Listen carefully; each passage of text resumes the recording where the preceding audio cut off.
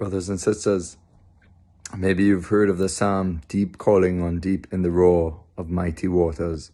And it's the psalm that speaks about, the infinite abyss that is in us, that reaches out to the infinite abyss that is God.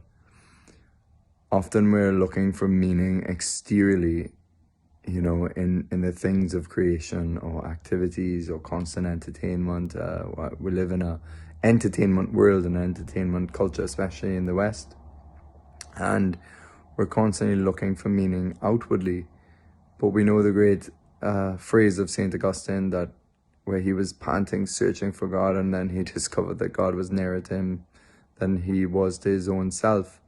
And, the practice of prayer, the practice of contemplative prayer, is about learning how to be disposed to the action of grace, that God can draw us inward to discover this infinite treasure house that is within us. There's a saying by St. Isaac the Syrian that enter eagerly into the treasure house that is within you, and you will see the things that are in heaven. And so to think that within us there's this amazing field, this amazing terrain or territory to be explored, by which we can be really surprised by what is within our grasp. Often we are fooled by the illusion that we have to work for things that we need to make us happy, in a sense that we are under an illusion that we do not have already all that we need to find deep fulfillment and peace and joy.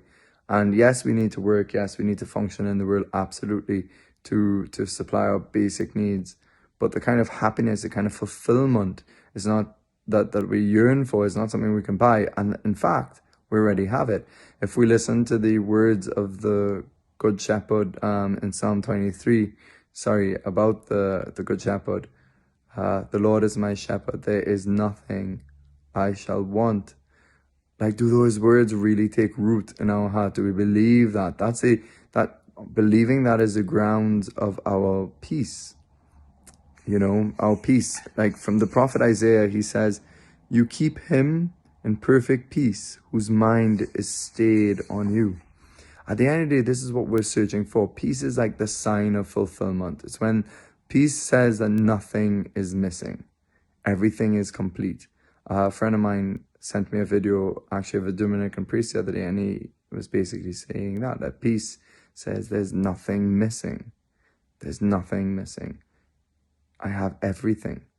And so this is, the hallmark of perfection in that sense. Perfection is the fullness of being. It's the fullness of something, which means nothing is missing. So peace is the fruit of perfection.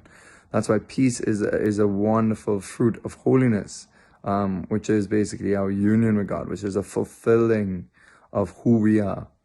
Because we're meant for God. We're meant to be fulfilled in Him.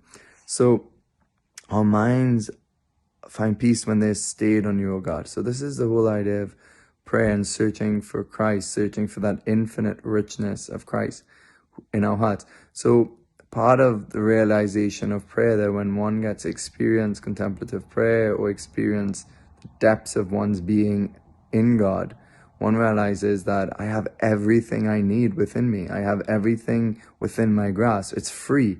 And when that realization happens, that's the joy of the gospel. That's the freedom, that everything is gift. Everything is shared gift. And I don't have to buy it.